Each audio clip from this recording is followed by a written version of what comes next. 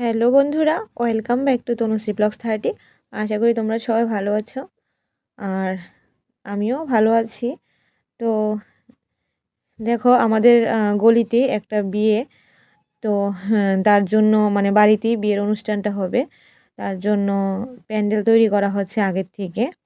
আর আমি এই দিক দিয়ে যাচ্ছি একটু, তো ভাবলাম যে এখান থেকে ভিডিওটা স্টার্ট করি, আজকের ভিডিওটা। আর দেখো এই বাড়িটাতে বিয়ে, তো এখানে বিয়ের মঞ্চ তৈরি করা হচ্ছে। আর আমি যাব এই যে সোজা কাকিমণিদের বাড়িতে। তো দেখো পুরোটা গলিতেই প্যান্ডেল কিন্তু হচ্ছে। তো যাই হোক, আগের দিন বিকালবেলা 3-4 দিন ধরেই প্যান্ডেল হচ্ছে। আগের দিন বিকালবেলা আমি একটু গেলাম কাকিমণিদের বাড়িতে। আর পরের দিন বিয়ের জল ভরে নিয়ে এসেছে ওরা।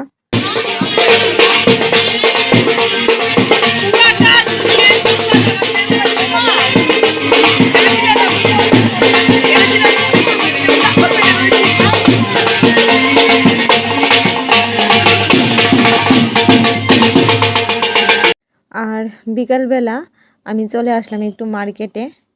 তো মার্কেটে এত মানে গাড়ি ঘোড়া এত জ্যাম ছিল, আমি এখন রাস্তার ওপারে যাব, তার জন্য একটু দাঁড়িয়ে আছি। আর আমি এখন আছি ওভারব্রিজের নিচে। দেখো ওভারব্রিজের নিচে দাঁড়িয়ে আছি। তো কিভাবে রাস্তাটা ক্রস করব দাঁড়িয়ে দাঁড়িয়ে ভাবছি। তো যাই হোক, রাস্তাটা তো ক্রস করতে হবে। এখন আমি ঢুকে গেছি মার্কেটে। তো কয়েকটা জিনিস কেনাকাটা করতে হবে, তার জন্যই মার্কেটে আসা। তো দেখো আমি এখন একটা ইয়ারফোন দেখছি। তো ইয়ারফোনের যে মানে কানে দেওয়ার যে ইয়েগুলো, এটা কি বলে আমি নিজেও জানি না, ওগুলো একটু বড় ছিল, আমার কানের সঙ্গে সেটিং হচ্ছিল না। তো উনি ওগুলো খুলে আবার ছোট লাগিয়ে নিচ্ছে, বলছে ছোটোগুলি মানে লাগিয়ে নিতে, আর বড়গুলিও দিয়ে দেবে, ছোটোগুলি নষ্ট হয়ে গেলে বড়গুলি মানে ইউজ করতে পারবো। এই ইয়ারফোনটা আমি নিচ্ছি এখন। আগেও অনেকগুলি নিয়েছিলাম কিন্তু নষ্ট হয়ে যায়। তো যাই হোক, ইয়ারফোন নিয়ে আমি আবার এই দোকানে দেখো অনেক রকম জিনিস পাওয়া যায়, তো ওগুলো তোমাদের সঙ্গে একটু শেয়ার করছি। আর দোকানে যে স্টাফ ছিল ও আমার সঙ্গে কিছু কথা বলছিল। তো ওই দোকান থেকে আমি আগেও গত বছর সরস্বতী পূজার পরেও অনেক কিছু কিনেছিলাম, মোবাইলের কভার, আগেও অনেক হেডফোন কিনেছি। তো যাই হোক, এই দোকানের কেনাকাটা শেষ করে আমি এসেছি এই দোকানটাতে। এখান থেকেও কিছু কেনাকাটা করব। তো তেমন কিছু কিনবো না, আমার মেন উদ্দেশ্য ছিল যে ইয়ারফোনটাই। তো যাই হোক, আমার কেনাকাটা কমপ্লিট হয়ে গেছে, এখন আমি বাড়ির উদ্দেশ্যে যাচ্ছি। তো রাস্তায় একটু দরকার ছিল, আমি গাড়ি থেকে নেমে গেছি, আর অল্প একটু গেলে আমার বাড়ি। আমি এই জায়গাটা হেঁটে হেঁটে যাচ্ছি। আর দেখো আজকে ছিল বিয়ে, তোমরা আগেই জানো এখানে একটা বিয়ে বাড়ি আছে। আর দেখো বিয়ে বাড়িটা, এটা সানন্দা বিয়ে বাড়ি। বিয়ে বাড়ি তো বিয়ে আছে আজকে, কি সুন্দর করে সাজিয়েছে, ভাবলাম তোমাদের সঙ্গে একটু শেয়ার করি। আর এইদিকে দেখো আমি প্রায় বাড়ির কাছাকাছি চলে এসেছি। এই হচ্ছে আমাদের গলি। তো আজকে তো আমাদের মানে গলিতে একটা বিয়ে আছে, তো তোমরা জানো। তো তারই মানে মানে লাইট জ্বলছিল।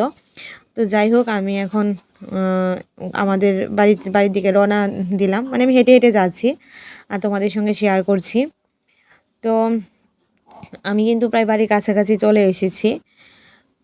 এই যে এটা হচ্ছে আমাদের গেট, কিন্তু আমি এখন বাড়িতে ঢুকবো না, এটা আমাদের গেট, আমি এখন বাড়িতে ঢুকবো না।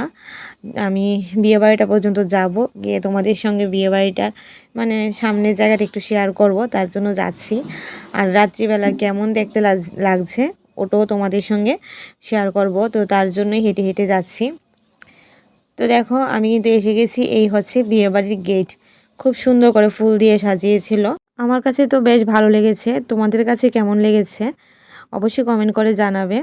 আর তখন প্রায় সন্ধ্যা মাত্র হয়েছিল, লোকজন তেমন ছিল না, একদম ফাঁকা ফাঁকা ছিল। তো বন্ধুরা, তোমরা দেখতেই পেয়েছো আমি একটু মার্কেটে গিয়েছিলাম। তো অনেক দিন ধরে যাব যাব ভাবছিলাম, যাওয়া আর হচ্ছিল না। তো মার্কেট থেকে এনেছি এই যে এই ফলসটা এনেছি। পাশের বাড়ি একটা পিসি এই ফলস মানে এরকম কালার একটা শাড়ি দিয়ে গিয়েছিলো, অনেক দিন ধরে ফলসটা মানে শাড়িটা পরে আছে, বাইরে যাওয়া হয় না মার্কেটে, আর ফলসও আনা হয় না, তার জন্য এটা এনেছি যে ফলসটা লাগিয়ে দেব এই কালারেরই, মানে ছাই ছাই কালার শাড়িটা। আর এনেছি, পরে গেছে, দাও তুলে দেখাচ্ছি। আর এনেছি এই যে এই ইয়ারফোনটা। তো মানে আমার ইয়ারফোনটা নষ্ট হয়ে গিয়েছিল।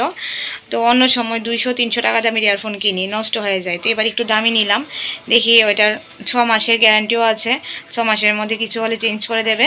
তো এটা 899 টাকা নিয়েছে। তো দেখি কতদিন যায়।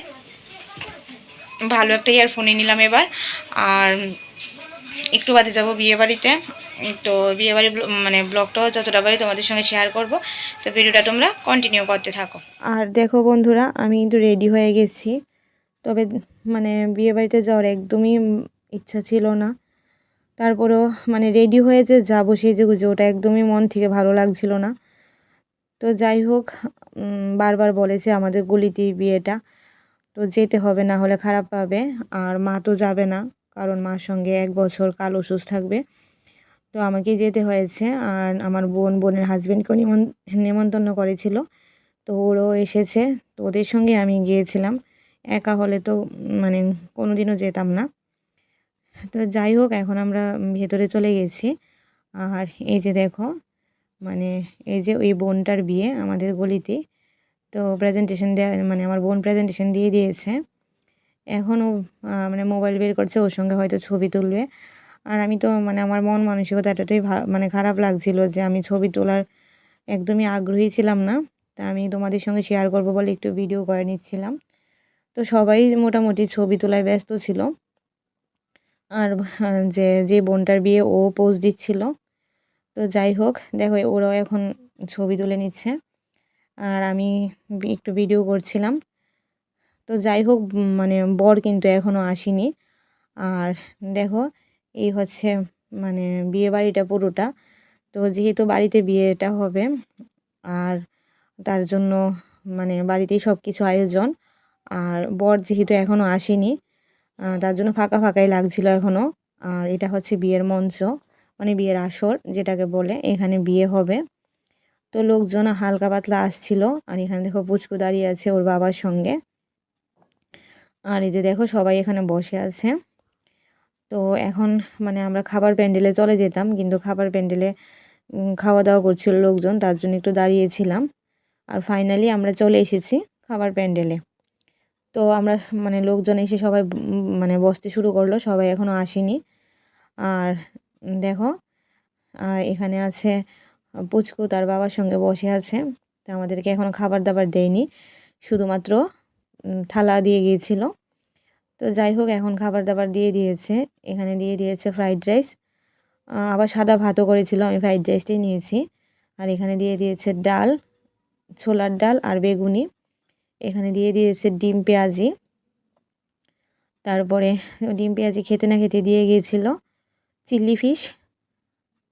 তারপরে চিলি ফিশটা খেতে না খেতেই, আর সবগুলি রান্নাই না খুব ভালো হয়েছিল। চিলি ফিশ খাওয়ার পর দিয়ে গিয়েছিল চিংড়ি মাছ, চিংড়ি মাছের মালাইকারি। আর পাঁপড় আমি একটা ভালো লাগে মানে শুধু খেতে না, আমার পাঁপড়টা বেশ ভালো লাগে, তার জন্য আমি 2টা পাঁপড় নিয়ে নিই। তো পাঁপড় দেওয়ার পর দিয়ে গিয়েছিল মাংস। আর মাংস খাওয়ার পর চাটনি, ছানার পায়েস, আরও অনেক কিছু ছিল। তো ওগুলো আর ক্যামেরা করা হয়নি। তো এখন চলে এসেছে বর, আমাদের খাওয়ার শেষ দিকেই বর চলে এসেছিলো। এখন বরকে দেখতে এলাম। তো দেখো সবাই কিন্তু বরের সঙ্গে ছবি তোলায় ব্যস্ত, সবাই ছবি তুলছে। তো আমরা একটু বরকে দেখে নিলাম, যেহেতু আমরা খাওয়ার টেবিলে ছিলাম, বর আসার সময় দেখিনি। আর দেখো বর আসার পর কিন্তু গ্যাদারিং হয়ে গেছে লোকজনদের, মানে ওদের বাড়ির লোকজন, তারপর ওদের বাড়িতে বাংলাদেশ, কলকাতা থেকে মানে আত্মীয় স্বজন এসেছিলো। তো পুরোপুরি মানে বাড়িটা মানুষজনে ভর্তি হয়ে গেছে। তো আমরা এখানে দাঁড়িয়ে থাকলে আরও ভিড় হয়ে যাবে। তো আমরা এখন, রাতও হয়ে গেছে, আমরা এখন বাড়িতে চলে যাচ্ছি। আর দেখো পুচকু ওর বাবার কোলে করে যাচ্ছে।